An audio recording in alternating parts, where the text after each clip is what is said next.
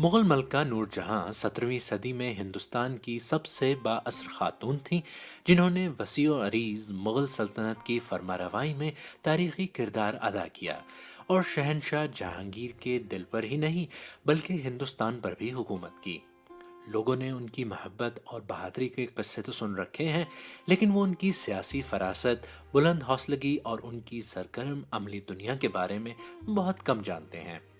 एक ऐसे दौर में जब खवातीन हुकूमत के काम में शाज़ो नादिर ही दखल रखती थीं, आखिर नूर जहां इतनी ताकतवर कैसे बनी? मैं हूं खालिद करामत और आप सुन रहे हैं बीबीसी उर्दू की ऑडियो स्टोरीज। पैदाइश के वक्त उनका नाम मेहरुन्निसा रखा गया था, लेकिन उनके खाविंद और मुगल बादशाह ने उन्हें नूर जहां का खिताब इनायत किया। वो मलका एलिज़ाबेथ अव्वल की पैदाइश की चंद दहाई बाद ही पैदा हुई, लेकिन उन्होंने अपनी बरतानवी हम मनसब से कहीं ज्यादा मुतनव्वे खत्ते पर हुक्मरानी की। तारीखदान रूबी लाल वजाहत करते हैं कि आज यानी हाल को समझने के लिए नूर जहां के दौरे हुकूमत की तारीख को समझना जरूरी क्यों है। मुगलों ने 16वीं सदी के अवाइल में अपनी सल्तनत के क़याम से लेकर बर्रे सगीर पर 300 साल से ज़्यादा अरसे तक हुकूमत की। ये इंडिया की सबसे बड़ी और सबसे ज़्यादा ताकतवर सल्तनत थी। इस सल्तनत के बहुत से बादशाह, नूर जहां समेत शाही खवातीन और बेगमात ने फ़न, मौसीकी और फ़न तामीर की सरपरस्ती की और उन्होंने बड़े शहर, आलीशान कस्र, मसाजिद और मकबरे तामीर करवाए। इस सल्तनत की वाहिद खातून हुक्मरान होने के नाते नूर जहां हिंदुस्तान, पाकिस्तान और बांग्लादेश की लोक कहानियों में हर जगह मौजूद हैं। उन पर नॉवेल लिखे गए हैं, फिल्में बनाई गई हैं और ड्रामे नशर हुए हैं। मुगल अहद और नूर जहां के दौर के दो बड़े शहर, शुमाली हिंदुस्तानी शहर आगरा और शुमाली पाकिस्तानी शहर लाहौर के घरों में उनके मुताल्लिक कहानियों की भरमार है। बूढ़े बूढ़ियां, सयाहों के गाइड और जोशीले तारीखदान नूर जहां और जहांगीर की मुलाकात और मोहब्बत में गिरफ्तार होने के किस्से और एक आदमखोर शेर से एक गांव को बचाने का किस्सा अपने अपने अंदाज में बयान करते हैं कि किस तरह उन्होंने एक हाथी पर सवार होकर अपनी बंदूक से शेर को ढेर कर दिया। लोगों ने उनकी मोहब्बत और बहादुरी के किस्से तो सुन रखे हैं, लेकिन वो उनकी सियासी फरासत, बुलंद हौसलगी और उनकी सरगर्म अमली दुनिया के बारे में बहुत कम जानते हैं। वो एक दिल फरेब खातून थी, जिन्होंने तमाम तर नामसाइद हालात के बावजूद एक वसी सल्तनत पर हुकूमत की। वो शायरा, माहिर शिकारी और फ़न तामीर की माहिर थीं। अपने वालदैन के लिए उन्होंने आगरा में मकबरे का जो डिज़ाइन तैयार किया था, उसकी जलवागरी बाद में ताजमहल में नजर आती है। मर्दों की दुनिया में नुमाया किरदार अदा करने वाली मलका नूर जहां शाही खानदान से नहीं आई थीं।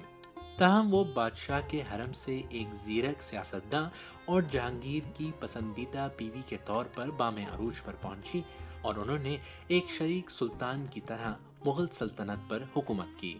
ऐसे में जबकि खवातीन हुकूमत के काम में शाज़ो नादिर ही दखल रखती थी, आखिर नूर जहां इतनी ताकतवर कैसे बनी? इसका सेहरा बहुत हद तक उनकी परवरिश, उनके गिर्द उनके हामी मर्दुजन के नेटवर्क, जहांगीर के साथ खास ताल्लुक, उनकी जाह तलबी, उनके वतन और उनके लोगों के सर जाता है। अरब और फारिस के लोग सिंध दरिया के पार वाले इस खत्ते को हिंद के नाम से पुकारते थे और हिंद की तकसीरत पसंद, माला माल और रवादार तहजीब ने मुख्तलिफ हसियात, मज़ाहिब और रिवायत को एक साथ कायम रखने का मौका फराहम किया। नूर जहां 1577 में कंदहार के एक मुअज़्ज़ज़ ईरानी घराने में पैदा हुई, जिन्होंने सफ़वी दौर में बढ़ती हुई अदम रवादारी के नतीजे में अपना मुल्क छोड़कर ज़्यादा रवादार मुग़ल सल्तनत में पनाह लेने का फ़ैसला किया था। अपने वालदैन के मुल्क और अपने नए वतन की मखलूत रिवायत में परवान चढ़ने वाली नूर जहां की पहले मुग़ल हुकूमत के एक अहलकार शरफगंज से सन 1594 में शादी हुई। वो अपने शौहर के साथ मशरक़ी हिंद के अमीर सूबे बंगाल मुंतकिल हो गई, जहां उनका वाहिद बच्चा पैदा हुआ। जब उनके शौहर पर जहांगीर के खिलाफ साजिश में शामिल होने का शुबा पैदा हुआ, तो बादशाह ने बंगाल के गवर्नर को उसे अपने दरबार आगरा में पेश करने का हुक्म दिया, لیکن نور جہاں کا شوہر گورنر کے آدمیوں کے ساتھ تصادم میں مارا گیا۔ بیوہ نور جہاں کو جہانگیر کے حرم میں پناہ ملی، جہاں دوسری خواتین نے ان پر اعتماد کرنا اور ان کی تعریف کرنا شروع کر دیا۔ نور جہاں نے جہانگیر سے سن 1611 میں شادی کی اور وہ اس کی 20ویں اور آخری بیوی بنی۔ ہر چند کے درباری ریکارڈ میں بہت کم خواتین کا ذکر درج کیا جاتا تھا، لیکن جہانگیر نے سن 1614 کے بعد اپنے روزنامچے میں نور جہاں کے ساتھ اپنے مخصوص رشتے کا ذکر کرنا شروع کیا، اور انہوں نے نور جہاں کا توصیفی خاکہ پیش کیا کہ وہ حساس ساتھی ہیں، ایک شاندار خیال رکھنے والی ہیں، ایک ماہر مشورہ دینے والی، ایک اچھی شکاری، سفیر اور فن کی پرستار ہیں۔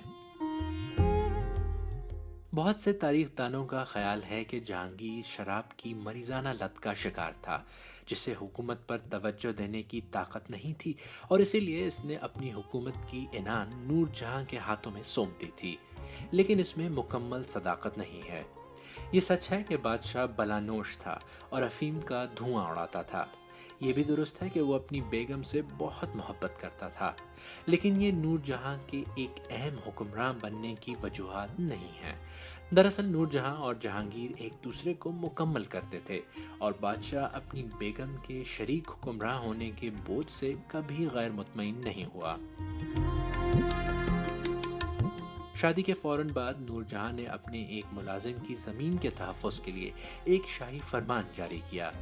ان کے فرمان میں نور جہاں بادشاہ بیگم لکھا تھا، اور یہ ان کی مطلق العنانی اور ان کے اختیارات میں ترقی کی علامت تھا۔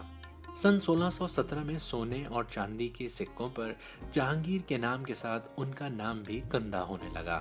دربار کے واقعہ نویس، غیر ملکی سفیر، تاجر اور درباری جلد ہی ان کی اہمیت کو محسوس کرنے لگے۔ ایک درباری نے ایک واقعہ بیان کیا کہ کس طرح انہوں نے مردوں کے لیے مخصوص شاہی بالا خانے پر آ کر لوگوں کو حیران کر دیا۔ یہ ان کی حکم عدولی کی واحد مثال نہیں، شکار کرنا ہو یا شاہی فرمان اور سکے جاری کرنا ہو، سرکاری عمارات ڈیزائن کرنا ہو یا غریب خواتین کی امداد کے کام کرنا ہو یا پسماندوں کی آواز اٹھانا ہو، نور جہاں نے ایسی زندگی گزاری جو اس وقت کی خواتین کے لیے غیر معمولی تھی۔